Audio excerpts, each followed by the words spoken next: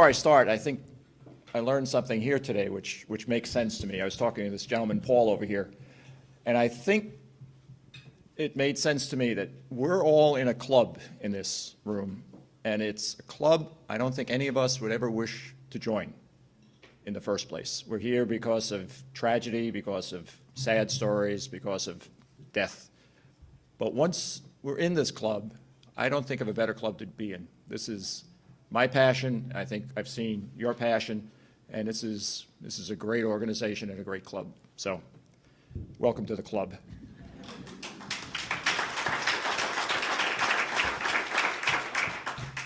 I'm going to tell you a little bit about Betsy Niles. Obviously, we have two different last names, so we were not husband and wife, but we used to refer to each other as BTH and BTW, which is better than a wife and better than a husband.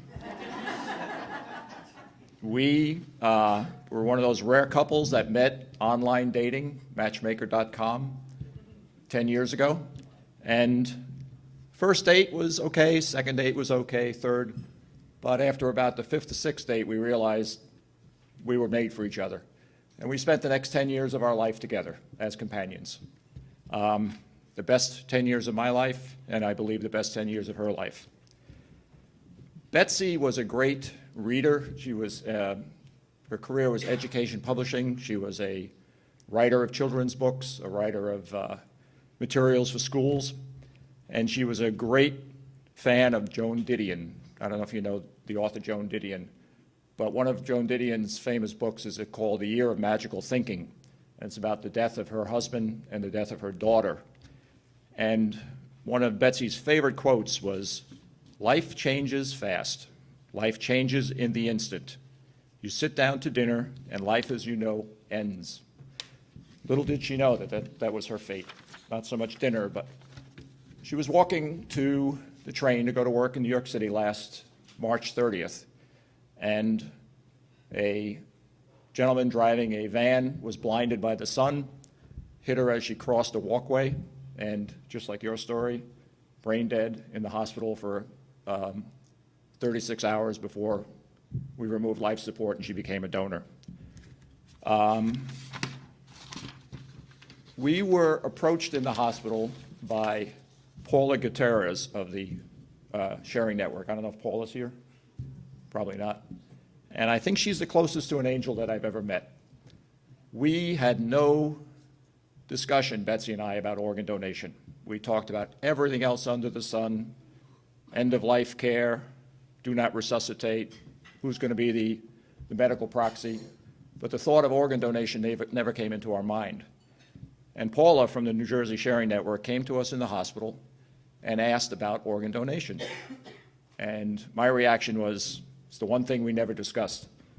And Allie Niles, who's Betsy's daughter, who I'll talk about in a minute, had, in a moment of real sadness, was very irreverent and said, "Of course not. The two of you were supposed to live to 85 years old, and who the heck wants an 85-year-old kidney?"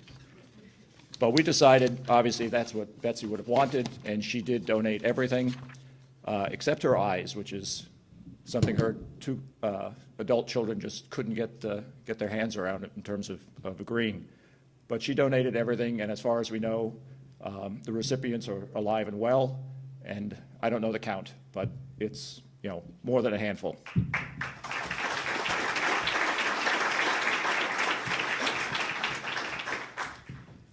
I think the meat of what I want to talk about is our team, how we raised our money, and some ideas that you might also take into consideration with your own fundraising.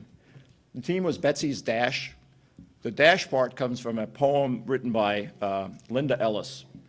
If you don't know it, it's a very interesting poem about the dash between date of birth, or year of birth and year of death on a tombstone.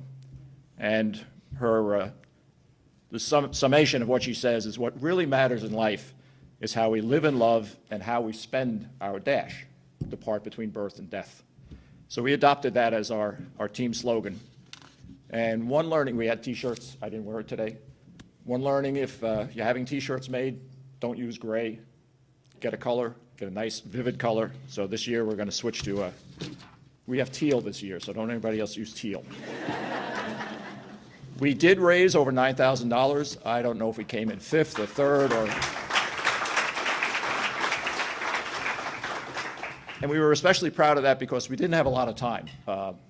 We only learned about the race probably in the middle of April, so we had to really go like crazy to raise the money we did.